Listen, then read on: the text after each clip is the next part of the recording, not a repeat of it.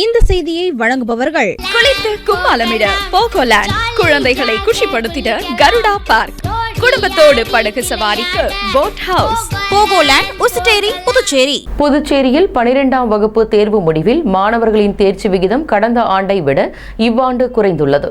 புதுச்சேரியில் கடந்த மார்ச் மாதம் 12ஆம் வகுப்பு பொதுத் தேர்வு நடைபெற்றது. இதில் புதுச்சேரி காரைக்கால் பகுதியைச் சேர்ந்த அரசு மற்றும் தனியார் பள்ளிகள் என மொத்தம் 155 பள்ளிகளைச் சேர்ந்த 6566 மாணவர்கள், 7446 மாணவிகள் என மொத்தம் 14012 மாணவர்கள் தேர்வு எழுதினர். இந்த தேர்வு முடிவுகள் 6ஆம் தேதி வெளியிடப்பட்டது. இந்த தேர்வு முடிவுகள் மே 6ஆம் தேதி வெளியிடப்பட்டது. இதில் புதுச்சேரி அரசு மற்றும் தனியார் பள்ளிகளில் படித்த 5867 மாணவர்கள், 7081 மாணவிகள் என மொத்தம் 12948 மாணவர்கள் தேர்ச்சி அடைந்துள்ளனர். புதுச்சேரி மற்றும் காரைக்காலில் 92.41% மாணவர்கள் தேர்ச்சி பெற்றுள்ளனர்.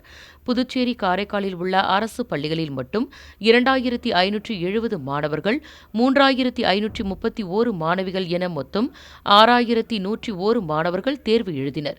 இதில் 2002 மாணவர்கள், 3205 மாணவிகள் என மொத்தம் 5207 மாணவர்கள் தேர்ச்சி பெற்றுள்ளனர். அரசு பள்ளிகளில் 85.35% மாணவர்கள் தேர்ச்சி பெற்றுள்ளனர். மேலும் புதுச்சேரியில் மட்டும் அரசு பள்ளிகளில் 2002 மாணவர்கள், 2753 மாணவிகள் என மொத்தம் 4755 மாணவர்கள் தேர்வு எழுதினர். இதில் 1572 மாணவர்கள், 2536 மாணவிகள் என மொத்தம் 4108 பேர் தேர்ச்சி பெற்றனர். மேலும் புதுச்சேரி மற்றும் காரைக்காலில் 55 பள்ளிகள் 100% தேர்ச்சி அடைந்துள்ளது.